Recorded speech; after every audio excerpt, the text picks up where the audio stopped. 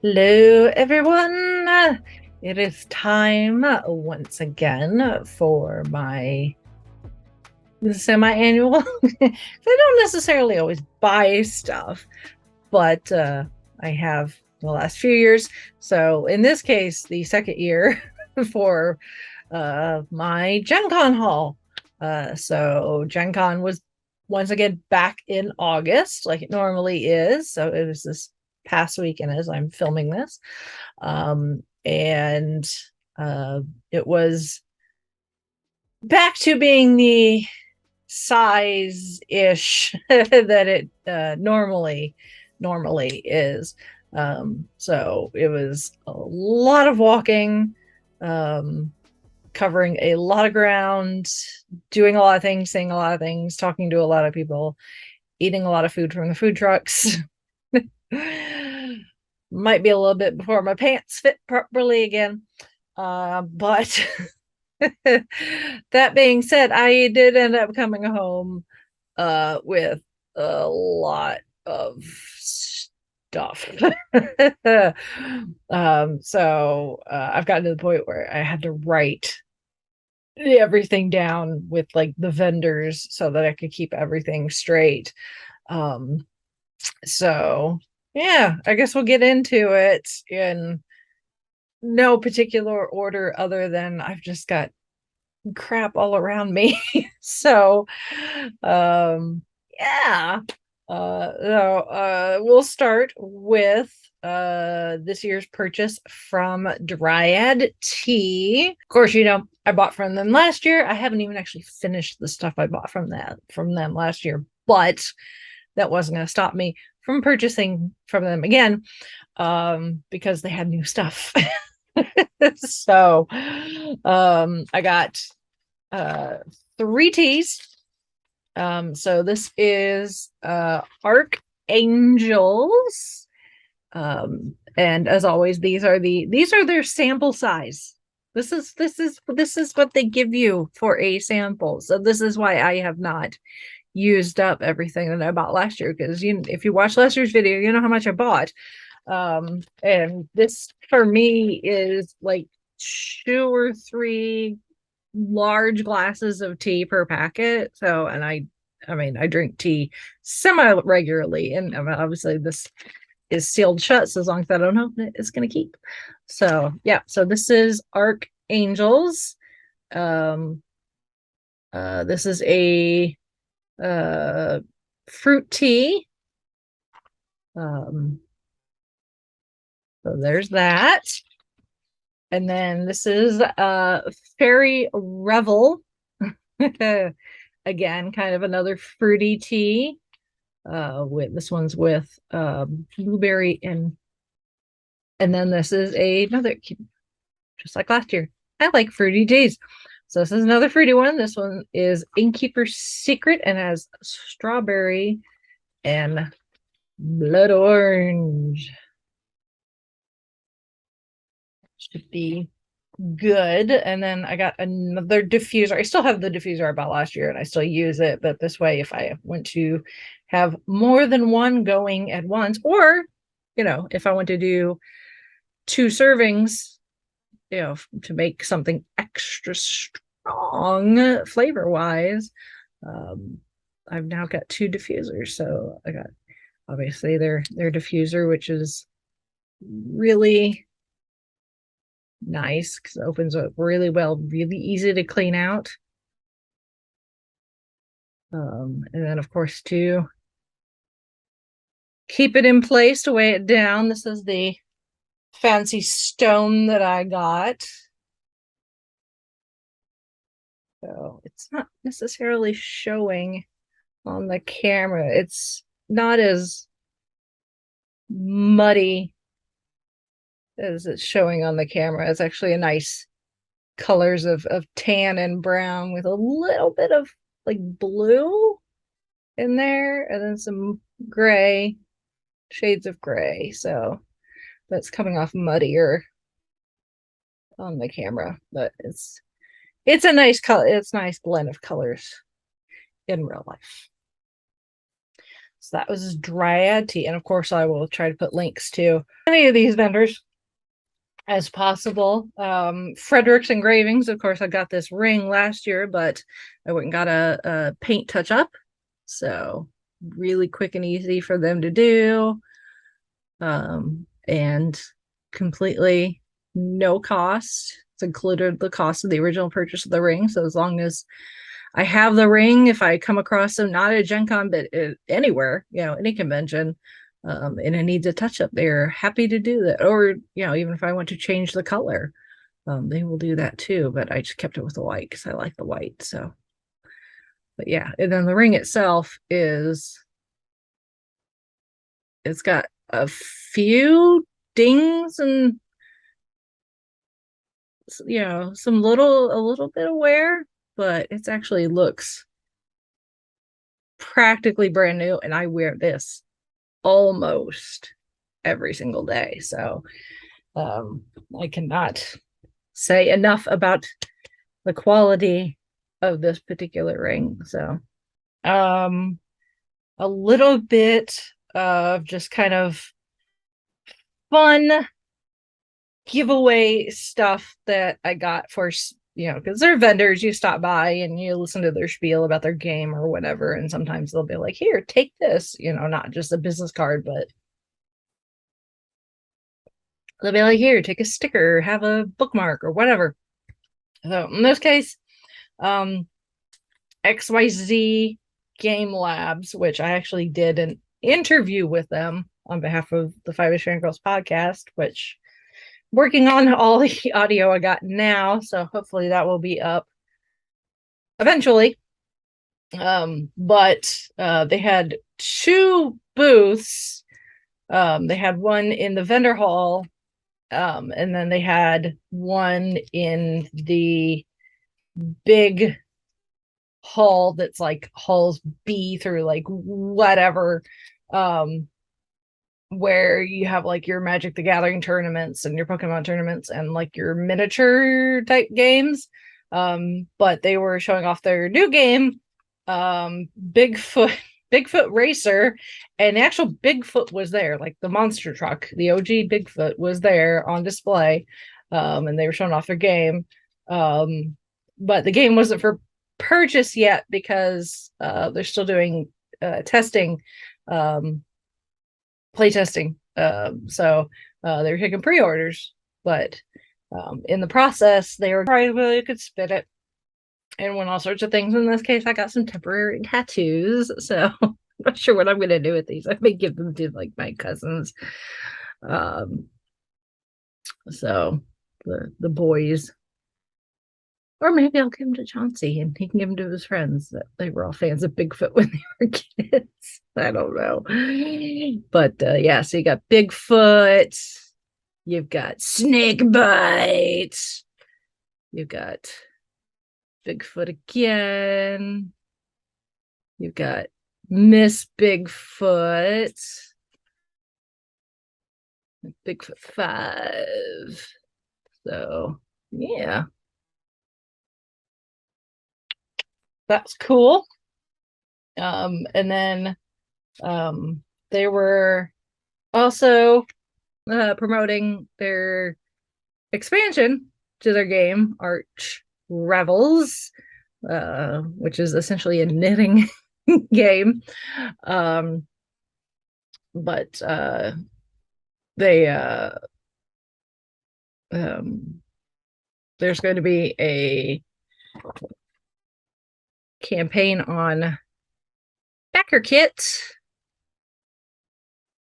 So there's that, but the magic socks, that's the expansion. So there's that, but they gave me these are actually from last year, but they had a few left and they said I could have one. Is one of the characters is an octopus. So it's really cute. Well, this is my flail.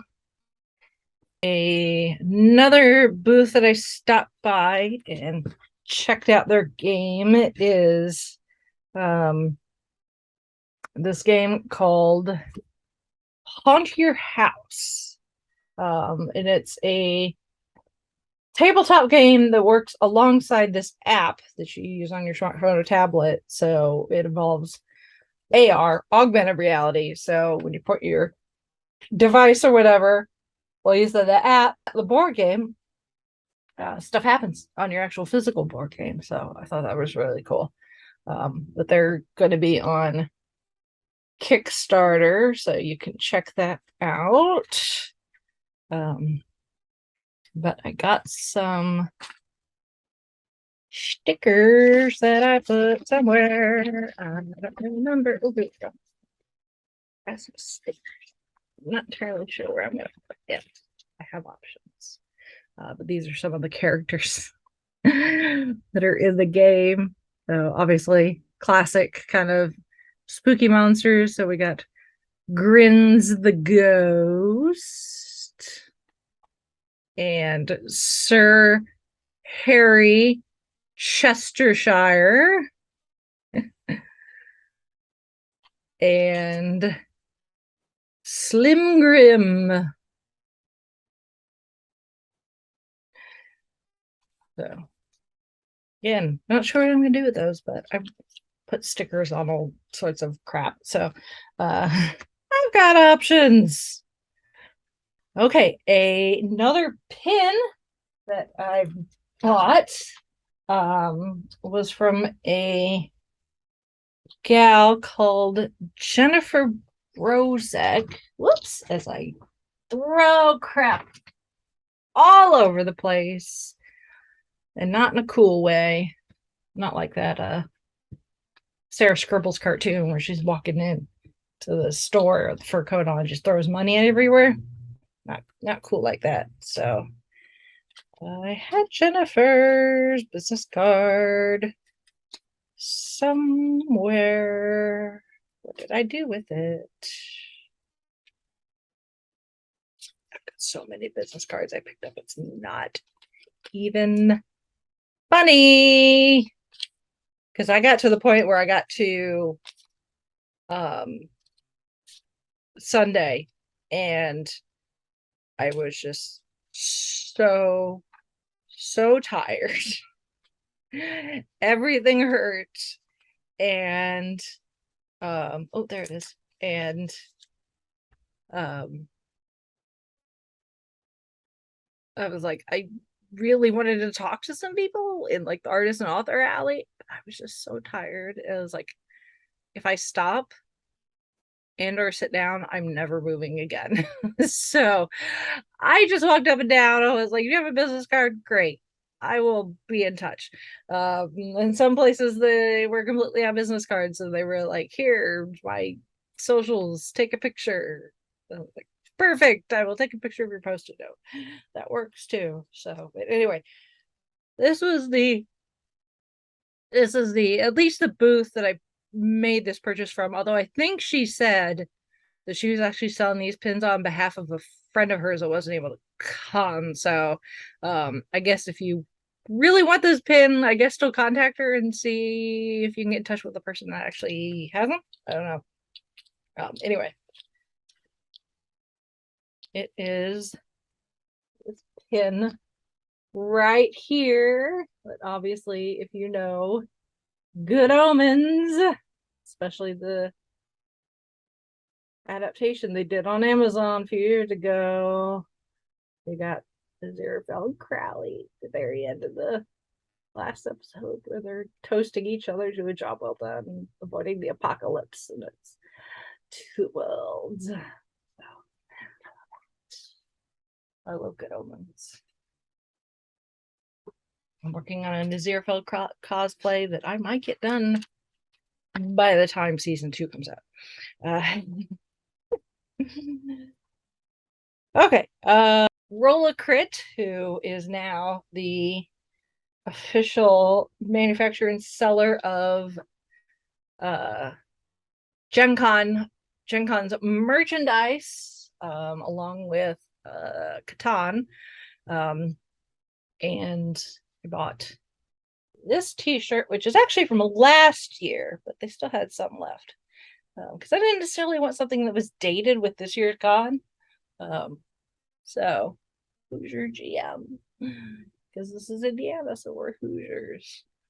So if it's, oh my god, it's so soft. So soft. I also interviewed one of their higher ups, one of the founders of the company, Erica, and we had a nice talk. Again, audio coming soon.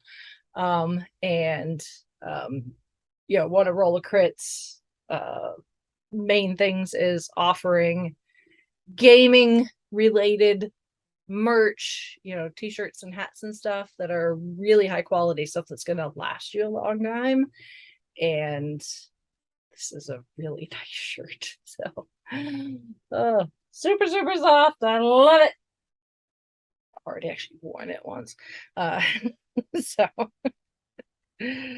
like, oh, I got a new shirt, need to wear it as soon as possible.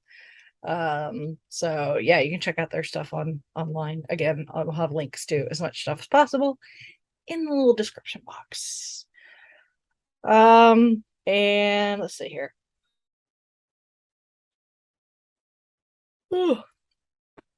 And unbeknownst to me going into it, that I would be leaving with corgi related merchandise because of things that I really love. I am corgi trash. Hello. Have you seen my new tattoo? Follow me on social media. I got this like the weekend after PopCon. So the shirt I'm wearing, which was a gift from my mother several years ago. So yeah, I see something with corgis on it, and I'm like, yeah, I kind of have to buy it. So of course, t-shirts. So this guy had several designs, corgi related designs, but this one was like, being a child of the 90s. This is, I had to look at that. It's a corgi on a skateboard. It says fresh loaf. It's got the little toe beans. It's got the booty. It's got a little stubby tail. I can't. It's so cute. I love it. And again, super nice, super soft t-shirt. So love it. But this guy is, his name's Sam Logan, and he does a comic strip called Sam and Fuzzy, among other things. And he's also done work on like Invader Zim, I think is what his profile said. And then he has a book that had been on Kickstarter called Vote Dog, He's a Good Boy, which has corgi among other breeds in it. So you can go check that out. Again, links will be in the description box. But fresh love, I love it. Oh, and of course, I managed to find at least 2 artists in Artist Alley that have used corgis.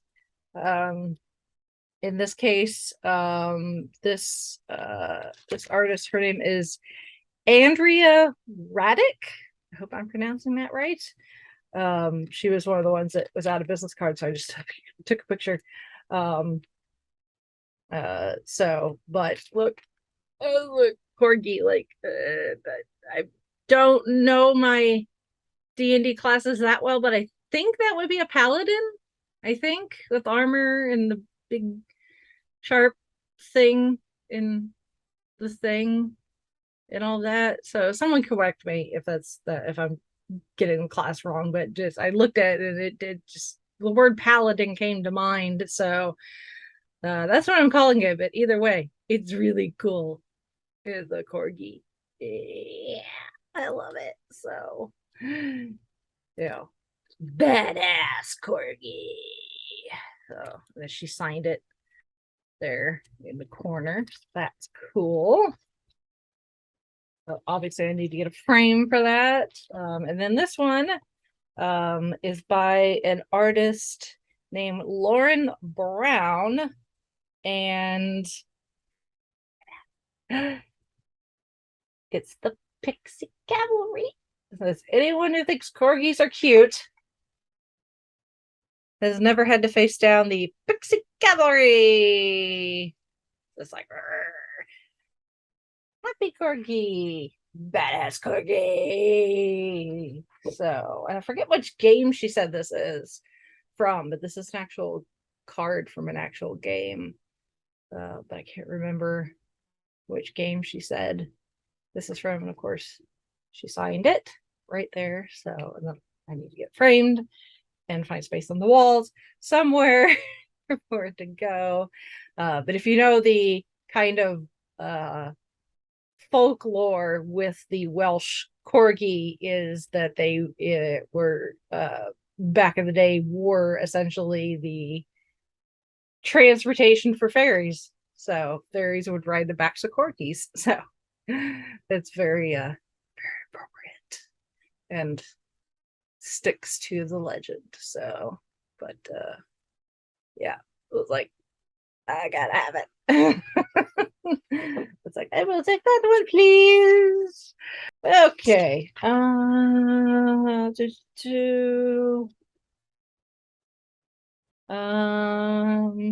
Okay.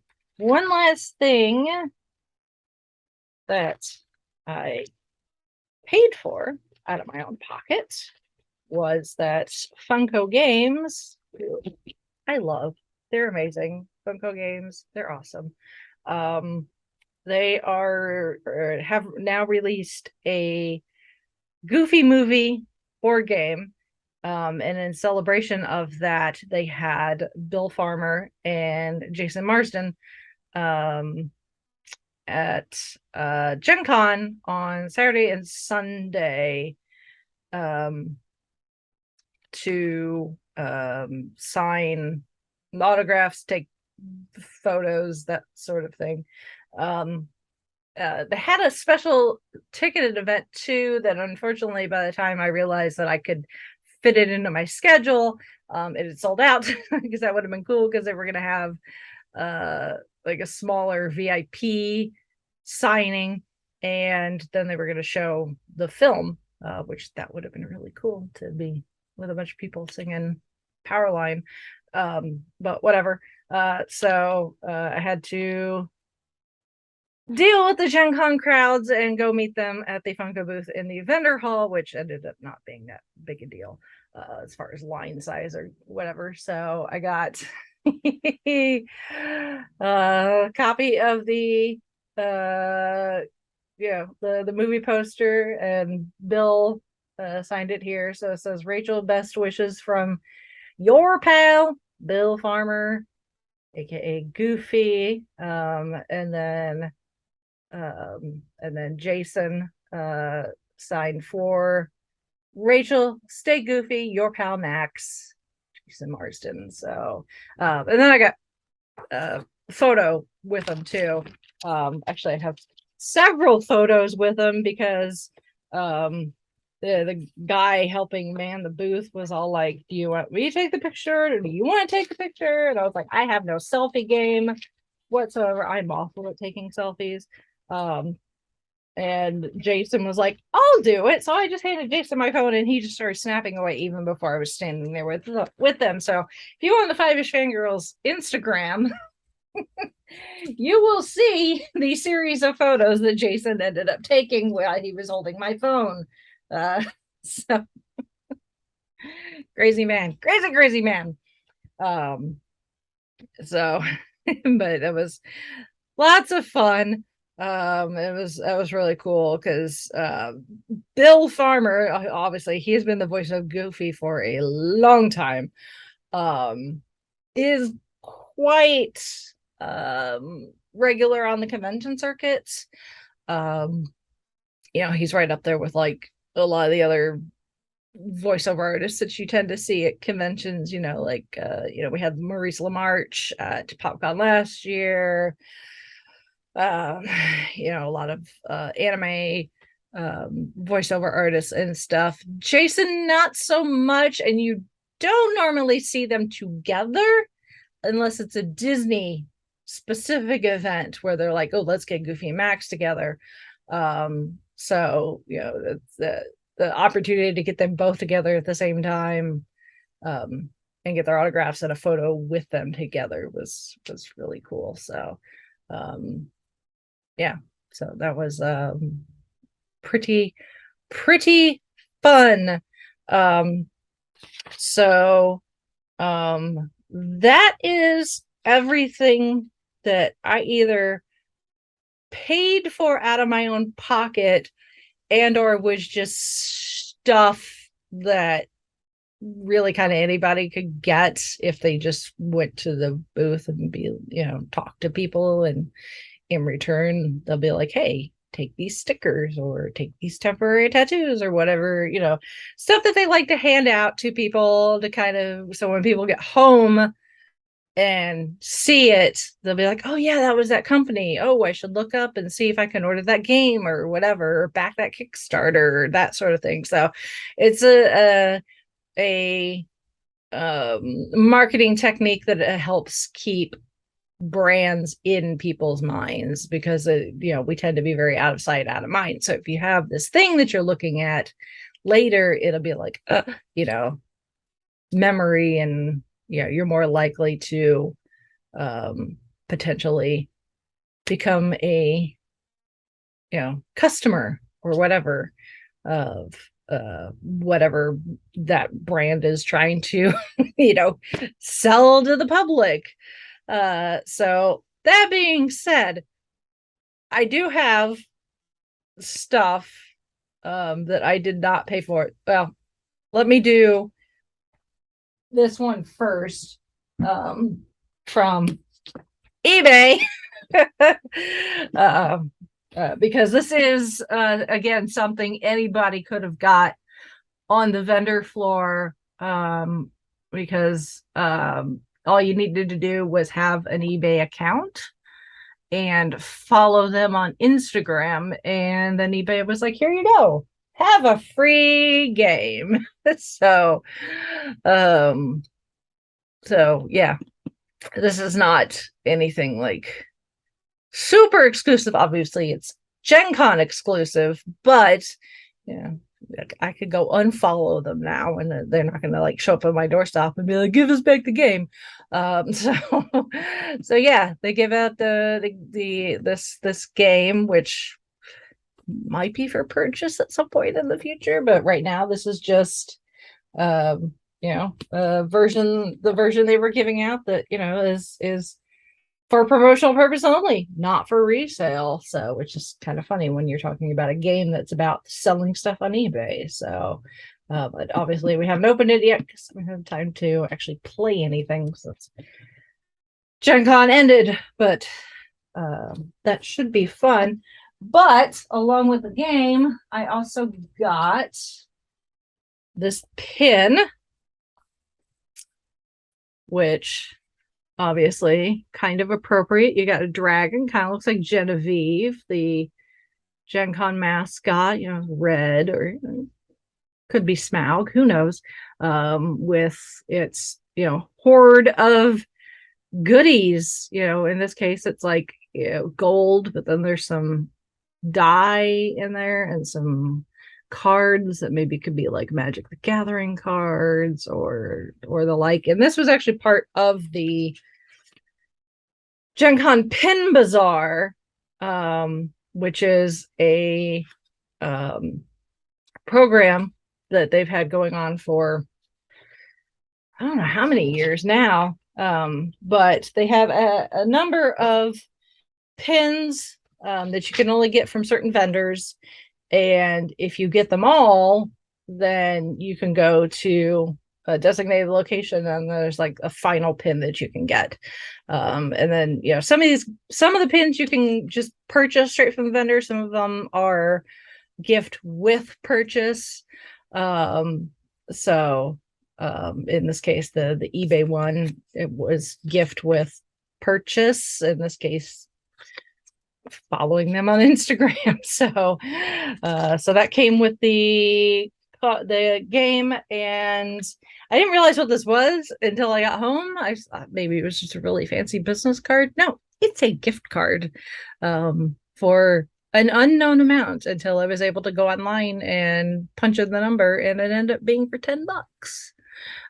So free $10 to spend on eBay. In my case, I'm sure they're probably ranging from, I don't know, $5-10 probably up to who knows how much. I don't remember seeing anything saying, hey, get a free eBay gift card that could be worth up to X amount of dollars. So I have no idea, but hey, $10 is $10 and I've already spent it. So waste not, want not. Okay, so and I'm assuming that everybody was getting this along with the pin, along with the board game, as long as you fulfilled the requirements that eBay put forth in their booth. All right, last but certainly not least is free stuff, comp, whatever you want to call it, items that I got as a member of the press. I have been very, very fortunate to attend eBay. I've got the card right here I'm staring at. GenCon for the past 3, 4, 5 years. It's hard to keep track with the pandemic and everything. However many years it's been. As a member of the press because of doing the podcast, the Five Fangirls, and now Gold Standard, the Oscars podcast. So,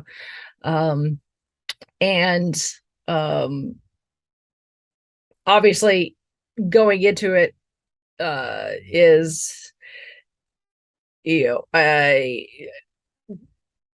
I'm still figuring out the whole Gen Con experience just as a fan. Obviously, if you listen to my recaps, especially from the first couple of years I was attending, I had no idea what I was doing, and I was burning the candle at both ends, trying to do everything and talk to everybody and do all the things.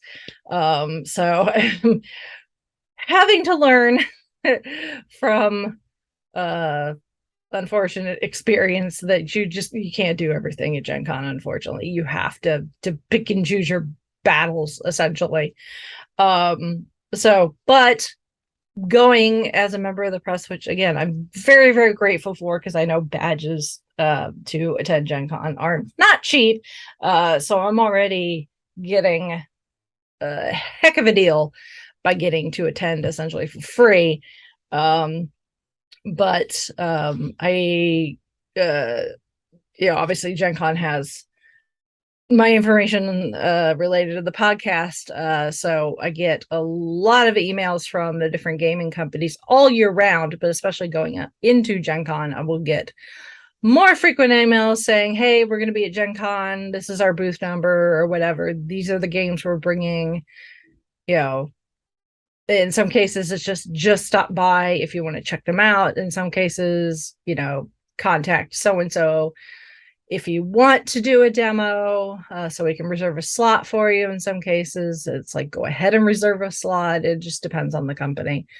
So again, I got to pick and choose what I want to fit in my schedule, because I want to try to get at least a decent smattering of different Gen Con experiences. So, you could spend 4 days just in the vendor hall just doing demos at all the different booths. You could spend all 4 days never going into the vendor hall because you're doing stuff in other locations, like you're doing Magic the Gathering tournament, or playing D&D, or doing True Dungeon, or stuff like that. You could be part of the writer symposium. You could be part of the film festival. So there's all sorts of things that could easily fill up your schedule with just kind of one type of thing. Um, but yeah, as I'm getting more and more comfortable with the gaming community and things, obviously, I want to try to broaden my horizons at least a little bit and try new things.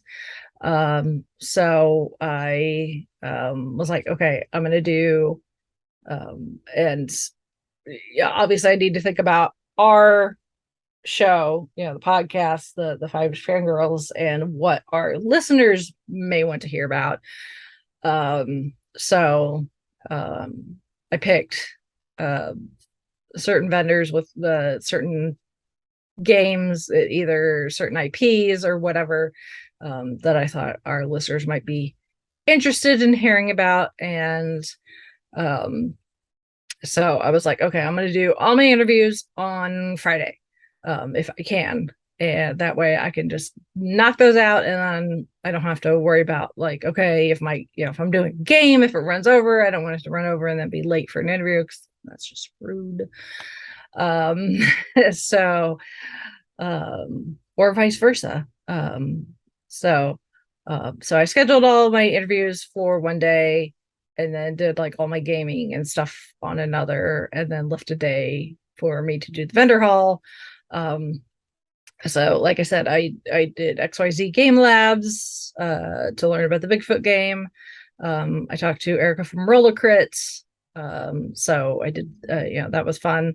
I talked to um, Rob from Cyanide and Happiness, who is the creator of Joking Hazard, among other things, and talked about their new game, Master Dater. Uh, and got to play that. So that was fun. But then my last interview was with Funko. So Funko Games. Um, and obviously I've talked to Funko before, since their first year that they were there. Funko Games, as we know, it has only been around for 3-4 years, something like that. So right before the pandemic, or like the year before the pandemic or whatever. Now there's been a company that's been releasing games for quite a while, which I'm totally blanking on the name of it at the moment. But under the Funko Games name, that's only been for the last few years. And obviously I've played the actual Funko game that uses the Funko figures as a board game. We gave away the Golden Girls expansion several years ago as a giveaway. So that was fun. I played the Marvel version last year, so that was a lot of fun. So of course, needed to talk to Funko again this year to talk about what they've got new, because they're releasing stuff seemingly all of the time. In fact, while at GenCon, they announced a new release that's coming in the near future, the Squid Game version of the Funko, like a universe game. So the Funko verse game has so many IPs attached to it. They now have like the Universal Classic Monsters, like I said, Golden Girls, there's Harry Potter, there's Marvel. They're now doing Squid Game. And then they've got other games that aren't necessarily the Funkoverse games, but still very recognizable IPs. Like I said, they had Bill Farmer and Jason Marsden there to help promote the Goofy movie game. So anyway, so Funko was my last interview for the day. Went to the one of the smaller, like, not ballrooms, but they have like these suites that are right across the hall from the vendor hall, that you would use for, like, if you're having like a different type of conference, that they probably use for like breakout sessions, for smaller groups of people, I guess. So Funko was using one of those rooms that they've used before. And then they had a booth in the vendor hall. So because they have so much stuff that it's just easier to do it that way. So I went to the suite and talked to Adam, who is their marketing manager. Really super nice guy. He had a handful of some of the new stuff already on the table, already opened for me to look at and touch and feel and stuff, which is really cool because you never know. Just buy a box sometimes you actually want to see the contents and get a feel for it. But yeah, he was telling me again, I have a recording working on editing and all that stuff. So again, hopefully out soon. But the yeah, we had a nice little chat, talking about what I've played before, and the stuff I know, stuff I don't know, the different IPs, just what it's kind of like at Funko Games, and far as them um, making and releasing some very recognizable stuff that's like hot right now. So obviously like Squid Games, that's a very hot property right now. Um but then, maybe some more, maybe random, or maybe stuff that you may not necessarily think of maybe turning into a board game. Like they've got ET or the Goonies, So they released a Rocketeer game last year that I ended up picking up a copy from on behalf of my brother because he wasn't able to go. So stuff like that. So it's just, I think it's really cool that because I myself personally, because I'm still new to gaming, especially tabletop, outside of your more classic family games like Monopoly or Sorry or Trivial Pursuit or whatever. I'm still very new to the types of games that you would see at something like Gen Con. We've got a version Ticket to Ride that Chauncey had brought into the marriage, and he taught me how to play, so played that a few times. So that sort of thing. So I don't know necessarily, like, some people are like, oh, this is a world building game, or some people are like, oh, this is a programming game. Like the Bigfoot game is a part programming, part strategy game. I kind of know what that means.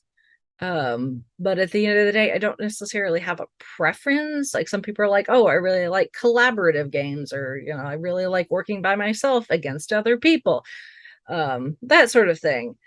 For me, it's a combination of, especially walking the vendor hall, sometimes it's art catches my eye, like, ooh, what's that? And I will stop and look. But for me, if it's a recognizable IP, I'm definitely more likely to stop. So like if I see something that's like Marvel, I'm definitely more likely to stop. Or like there's like the Doctor Who RPG role-playing game. They had the latest version at, I think it's level 7. They had the newest with the current Doctor, Jodie Whittaker's Doctor book available, and I'm like, oh, I see the TARDIS, I see the Doctor, I have to stop. Even if I'm not necessarily gonna buy it, I'm definitely more likely to stop. There's now Power Rangers RPG. So since Funko has the license for so much stuff, I'm definitely drawn to way more of what they have, because and I'm more likely to maybe give it a shot if it's within a universe or with characters I recognize. So hopefully that makes sense. I've talked to some other people and they're like, yeah, that totally makes sense. That's just kind of the way that my brain works as far as marketing goes. I don't know. That's just the way I'm wired. So anyway, TLDR. had a really great chat with Adam, the marketing manager for Funko, and I will, say this up front. I This was not me. He totally offered, and I, was like, yeah, sure. So he offered me copies of games to bring home and try, and probably do reviews of some sort with the podcast, either, I don't know, it's a video or blog post or something. It just kind of depends, I think, on the best way to document, I guess. But anyway, so he offered me copies of games, and I was like, sure. So I did not pay for these out of my own pocket. These were given to me by Funko, on behalf of Funko. Um, he did let me choose some of them, but he and another Funko employee just really chose for me based on what I said I know I do kind of like, as far as gaming styles. He's like, do you want a cooperative game? And I'm like, no, I'm not really. Other than D&D, I don't tend to care for cooperative gaming. Most of the people that I tend to play with, we are competitive against each other. We like to beat each other's butts. So somebody at the end is king of the mountain, figuratively and sometimes literally. So he's like, okay, no cooperative games. So but yeah, for the most part, I just let him and the other Funko employees choose what they thought I might like. So um I ended up walking out with 6 games. So they were really, really generous. They did not have to do this at all. But they did, and I'm so grateful. And I know this is not the case for everybody. Not every company is going to do this for members of the press, anybody that they think might help them market. But for whatever reason, Funko was feeling very generous the day that I talked to them, and it was one of those situations where, like, okay, and I'm sure they might have given me more if I'd had maybe someone else to help carry stuff for me. So this is just what I got because this is what I was capable of carrying. Um, so that being said, I still don't know if I'm going to keep all of these. I have reached out. I have asked my fellow co-hosts, Chrissy, Brittany, and Holly, if they would like any of them. And I'm going to see what it's going to take to ship whatever they want to them, if they decide to be like, yeah, I'll try that one, except for two I want to keep. I definitely want to keep. The rest of them, I told them, I was like, if you want one of these, let me know. I will see about having it shipped to you. So I'm not necessarily keeping all of these for myself. So when reviews go up, they might not necessarily all be from me. So we'll see, but I have to figure out what's the most economic way to ship these, because obviously board games, these are kind of heavy. So it could get very costly very quickly. So anyway, bag number one. At least I was evenly distributed between my two arms. So bag number one. And this one contains, this is Disney Happiest Day Magic Kingdom Park Edition. And this is for ages 5 and up, 2 to 6 players.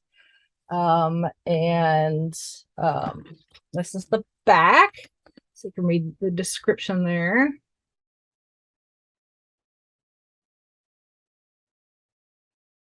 So that's kind of cool.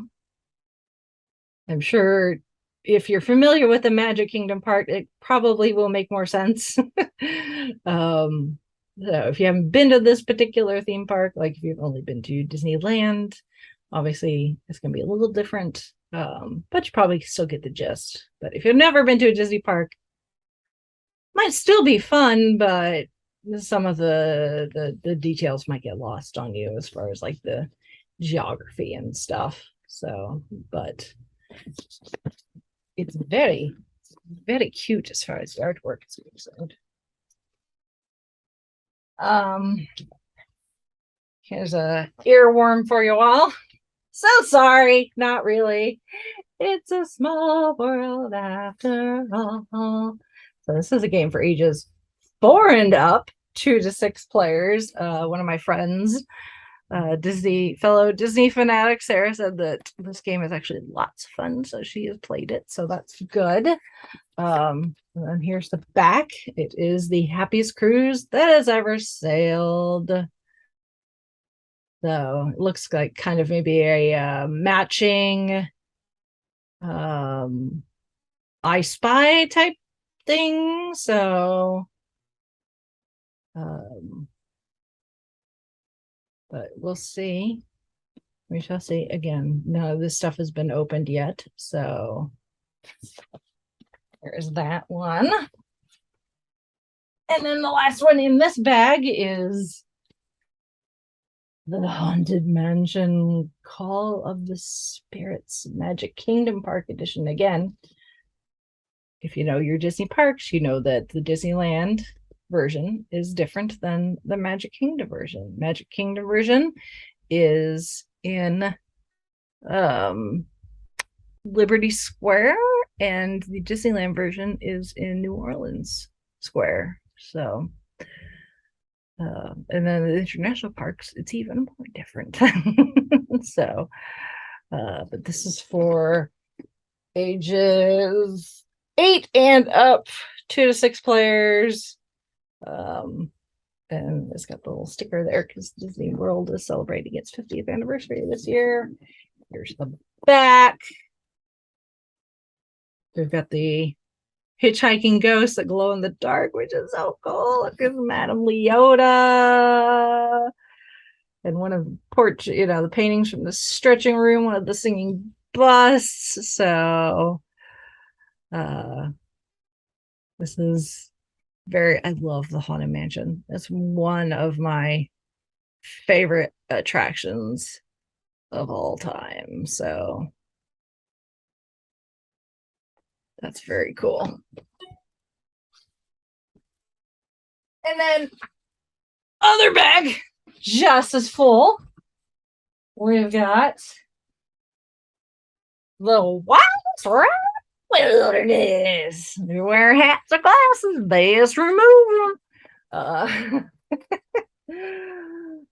So this is for ages 9 and up, 2 to 4 players. Again, it's got the 50th anniversary sticker on there. We've got the kind of the mine cars. You've got the mountain and stuff. Put the goat in there. Is the goat in there? I don't see the goat. I see the dinosaur head. I don't see the goat. It's hard to tell. Maybe the goat's in there. If y'all know what I'm talking about, you know what I'm talking about. You know what I'm talking about. But here's the wildest game in the wilderness. So this is again classic Disney attraction. So those are the 4 that I've left up to my co-hosts if they want any of those. And if they don't, I'll keep everything and I'll just play and review them on myself, I guess. So I need to start having people over. But this is one of the games that I definitely am going to keep for myself, and one of the ones that I actually got to have he already had unboxed, so I could see, play, touch, and feel the pieces parts. This game is beautiful as far as the artwork is concerned. The Prospero Hall, that's the company. But this is based on the Alfred Hitchcock movie Rear Window. So this is for ages 13 and up, because obviously we're talking murder, 3 to 5 players. But look, you've got Grace Kelly and Jimmy Stewart there, and you've got the guy that may or may not have killed his wife. But one person essentially plays as Hitchcock, as the director, and then everyone else plays kind of a detective type role, kind of, pretending they're kind of in Jimmy Stewart's situation, and you need to figure out who belongs where and if a murder actually even happened.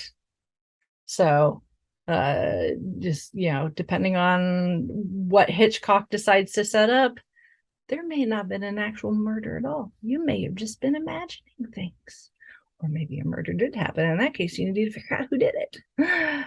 So it's really cool. And like I said, this game is absolutely gorgeous. So when I will definitely probably need to do at least a little bit of video when reviewing this one to show it off, because pictures are probably not going to do it justice, and video slightly better justice, probably still not going to do it justice, but the game is so beautiful, and I like the movie Rear Window. So I mean, it's not North by Northwest, that's my favorite Hitchcock movie, but this is still a really good movie. So I think it's really cool that they figured out a way to gamify this, and the fact that it's replayable depending on who you're playing with, because obviously people are going to interpret clues differently, and whoever's playing Hitchcock gets to be the mastermind, the puppet master, essentially. So so this is really cool. Definitely keeping this one. And then of course, a Goofy movie. Look, you got Goofy and Max and Powerline right there. So you got a Goofy movie game, ages 7 and up, 2 to 4 players. So essentially, you are playing as Max and his friends, and trying to get across the country to see Powerline in concert. And along the way, you are trying to collect memories for kind of your scrapbook, but you also want to try to get to the Powerline concert as quickly as possible to get really good seats. So it's a combination of points you get for making memories and what seats you end up at the Powerline concert. So, but you've got obviously Powerline himself, Goofy, and Max and his friends going across the United States. So, Goofy movie. So cool. I love it.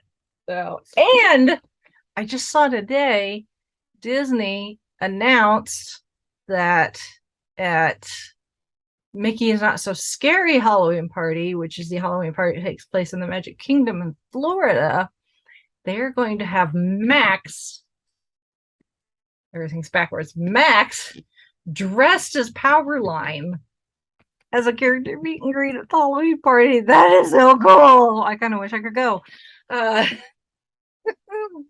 Somebody sent me to Florida just for a Halloween party so I can meet Max in the Powerline costume. That's so cool.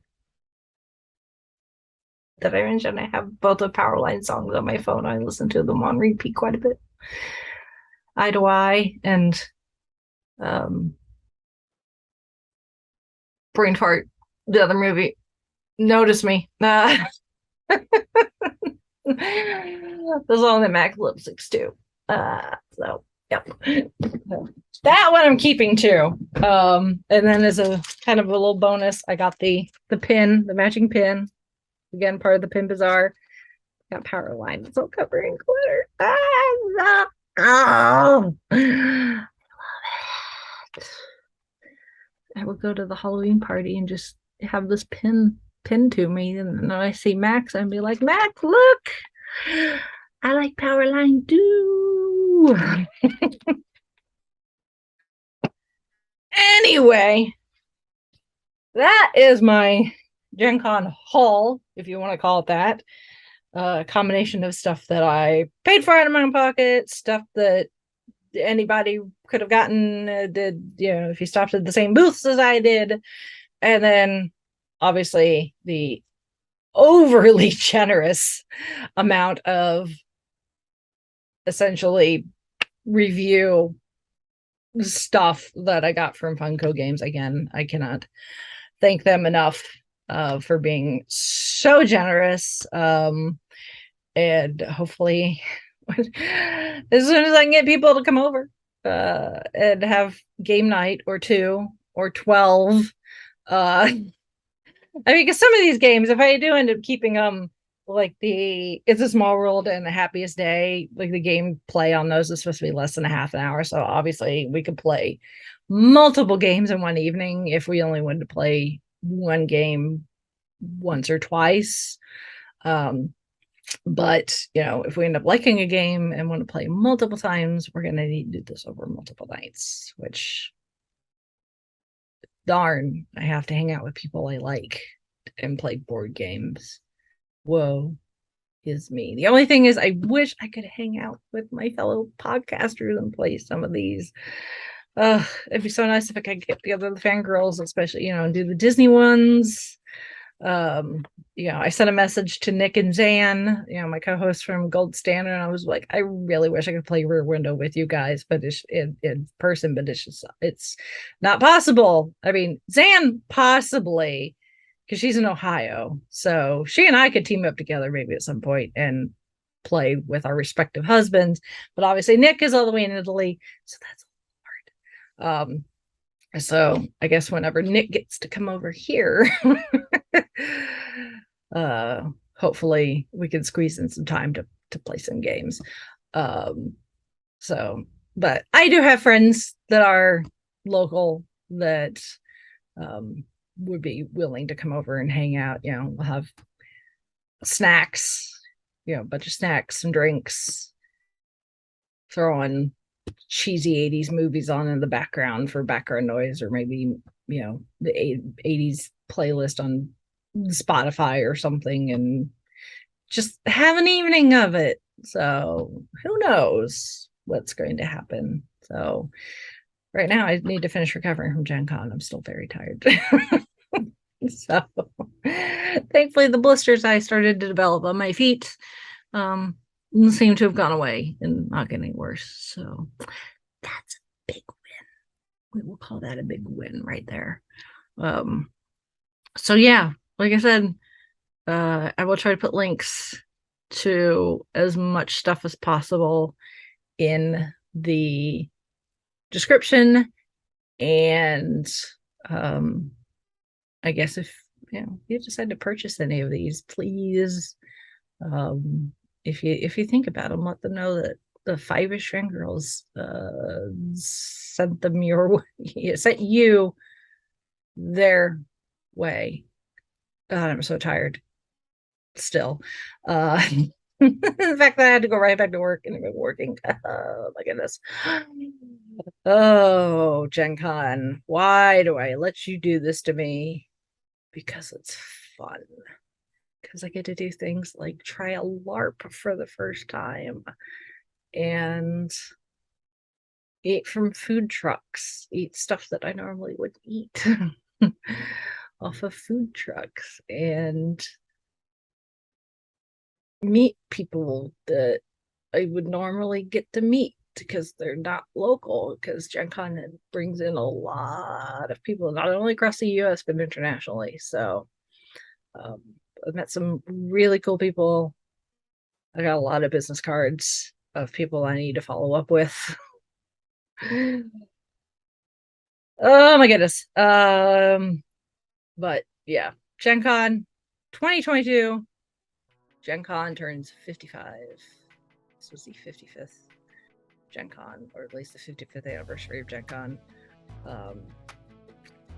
And it's in the bag. Or in this case, bags. As former guest Jacob the Carpetbagger would say. Guest on podcast. So yeah. If you got any questions, please hit me up. I will do my best, and I will catch you all in the feeds, whether that's podcast, YouTube, whatever, wherever you're subscribed. It's awesome. It's all good. I'll see you on the interwebs, folks. Later.